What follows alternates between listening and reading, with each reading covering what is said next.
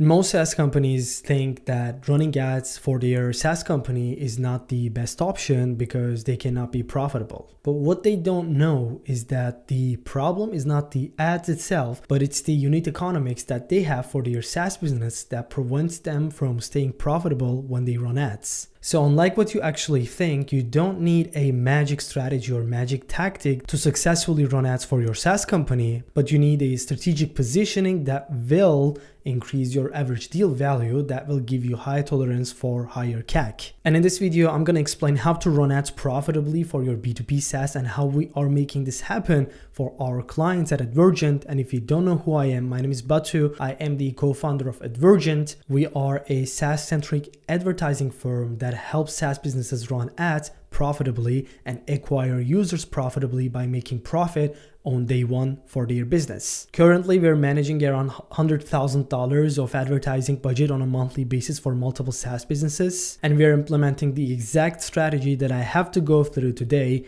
in this video with you. So without further ado, let's get into the video. Now, to enable profitable advertising for your business, you ultimately require high tolerance for higher CAC. Now, your CAC doesn't necessarily have to be high for acquisition, of course. You can easily slash your CAC and run your ads that way as well. But the thing is, in 2025 and beyond, the business who can pay the most amount of dollars to acquire a customer actually wins the game. So the problem is you want to run ads for faster lead gen for your SaaS, but you have low tolerance for running ads successfully because you have bad unit economics. And in advertising, high average deal value wins the game.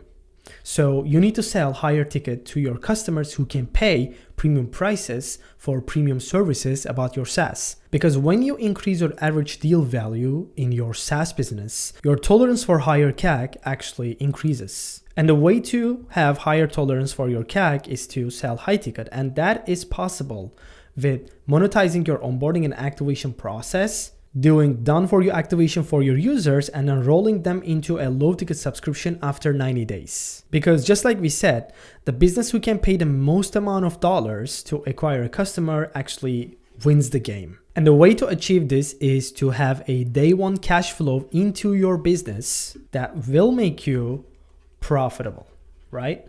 So if you are profitable, then you will be higher tolerance for your CAC. So let's imagine a scenario.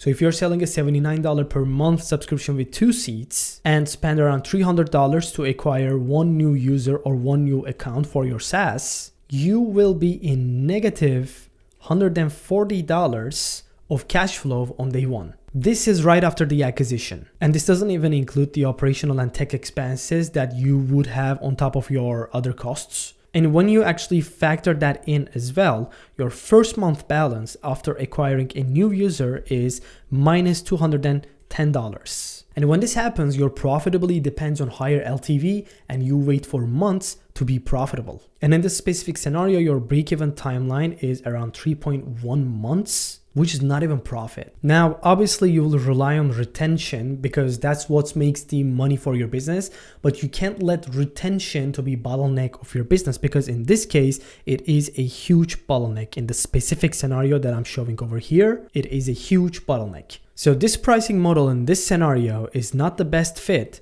to run ads for your business. If you resist in selling your SaaS for lower ticket and if you don't want to go for the high ticket route, then probably advertising is not for you anyway. But if you could tolerate a slightly higher acquisition cost along with the same operational and technical costs, things would change. Now, instead of selling $79 of subscription and making no money upfront and only rely on expanding on user capacity for your SaaS business, you could monetize the onboarding and the activation of your premium buyers over a one-time done-for-you service that you'd handle through your support team. You could feel the friction points that exist in your business, in your SaaS for your users, and then roll them into a low ticket subscription model after 90 days. Now, let's take Smartlead for example. Now, they're not our clients or whatsoever. We do have our own clients clients that we implement this for, but because we're under NDA with them, I cannot really disclose what we did specifically for my clients. So we're taking Smartlead for demonstration purposes only. Now, Smartlead is a cold email sending platform with great functionality and features. We use them internally to send cold emails too, but the problem with Smartlead is that they are extremely difficult to set up and run. Most B2B business owners or growth teams don't know how to set up a cold email infrastructure and a cold email campaign, especially given that it's getting harder to send cold emails every year, and most people probably cancel their subscription because they can't really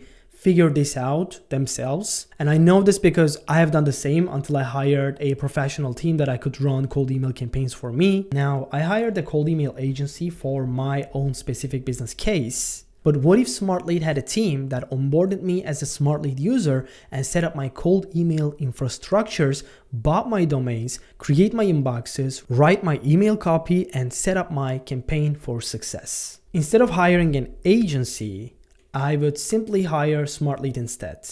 Now, they have lost a potential revenue to an agency owner in his hoodies who does the exact same thing that Smartlead could do for their users. So if that friction point was solved by Smartlead instead of the agency I hired, they would make at least $5,000 from their services that they would do done for me, setup and activation, with the exact same operational and technical costs. Because if you're doing this on repeat, you must have the SOPs and the systems in place to successfully serve your clients. And then they could roll me into a low ticket subscription after 90 days, which I pay $100 on a monthly basis. That would mean $5,000 of upfront money made for their business with almost the same operational costs. And on day 91, if they rolled me out into the low ticket subscription of $100, they would have made $5,100 in 91 days against what they sold me now, which is only $100 per month. And in order for them to make $5,100 from a single customer, from a single subscription, they would need to retain me for 51 months. So when you implement the onboarding and the activation offer for your SaaS, you enable high capital cash in for your business on day one. And you have a higher tolerance for CAC to acquire new users. Now, this is obviously an additional layer on top of your business, which is the high ticket offer, because you still want to acquire the people who can't pay a high amount of money to have access to your platform. The idea here is to use high ticket offer as a fuel of your user acquisition and business growth, so you can have higher MRR, more stable NRR, and higher valuation multiples for your core SaaS. Now, of course, there's a funnel that we implement for our clients in order to implement this for their business. And let me go over that for you so you understand how this exactly works. Now, this is the high-level overview of the entire funnel that we implement for our clients. But for this video, I will cover the front-end user acquisition part of this funnel because that's the topic of the video, right? But if you want to learn more on the other parts, you can check out my other videos on my channel and understand how it works. Now, most SaaS companies try to generate demand with static images, image ads, or stock footage focused advertising. Now, these are boring and they do not convey the value and the solution you bring to the market because they're not effective in messaging. Look, people buy from real people. One frame of static that you would run on Facebook is not enough to convey your solution to the market. And honestly, your stock footage ad does not check the authenticity mark.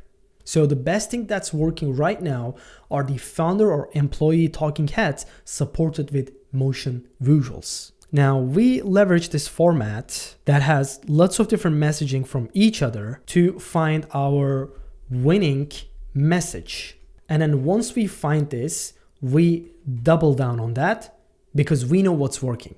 And once we nail this down, the next comes the landing page itself. Now, most leads that land in your website has no idea what your solution is and how it fits for their problem as well. So your basic, very pretty landing page that is text-based, don't cut it anymore. And the way we bypass this is by running a VSL, video sales letter landing page, designed to get them to opt in for a sales call with you or with your sales reps. Now, we make a video sales letter that introduces your what, which is the main promise, and then explain the problem that the market currently faces. And then we represent the solution we bring into the market that we have invented. And then we also elaborate on the results that we have gotten using this specific solution. Then we call the prospects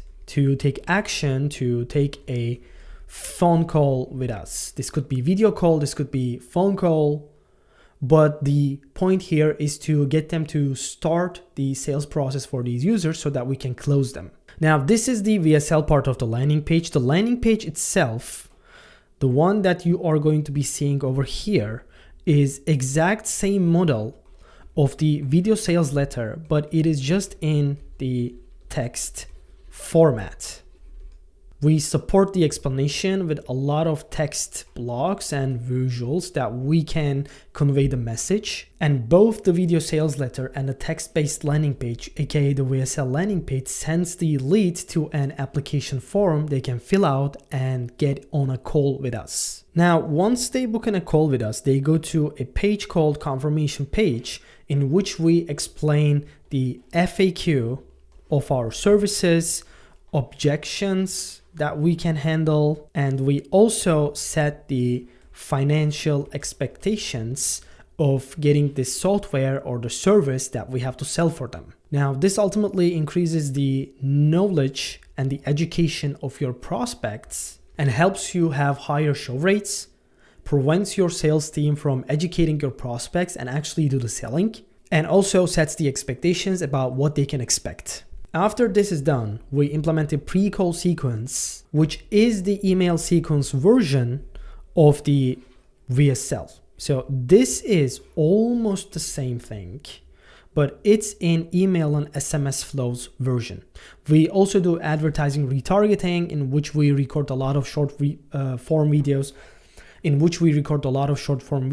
edit them and post them on social media, and then we optimize for video views of our website visitors so that we can do some kind of a content propaganda. We also publish a lot of organic content in our Instagram and TikTok pages so that they can do their research about us outside of our confirmation page as well. But at the same time, we flood them with a lot of emails, which is around 14 sequence emails, so they know what is going on. And the earliest any prospect can book in a call with us is 2 days later. Now, this both creates scarcity, that your calendar is full, plus gives you enough time to nurture and educate them further in your solution. Because during these 2 days, as I said, you're sending about 10 to 15 emails to their inbox summarizing what's in the VSL and the confirmation page. And you might think this is an overkill, but this has increased our show rates by up to 34% and increased our close rates from 7 to 15% for our clients in the past. And all of these elements over here that you see in this funnel over here sets your sales process up for success. Because you don't educate prospects in the sales calls anymore, you sell premium services that amplifies your software and make profit on the day of closing a client. Now, you already learned a lot about how to run ads for your SaaS company profitably and the funnel behind it. It's by improving your ACV so you can tolerate higher CAC, plus implement conversion-focused sales elements along the booking journey. But if you want to cut the guesswork and hire a professional team that can implement this successfully on an ongoing basis, then there's a link down below which will take you to the form and then a booking page so you can discuss with me how we can help your business by implementing this exact funnel that I talked about in this video. So that's it for this video. If you liked it, make sure to hit the thumbs up button below and don't forget to ask any questions in the comment section. Also, if you're new to the channel, hit the subscribe button so you can keep watching these kind of videos from me. Thanks for watching the video and I'll see you in the next one.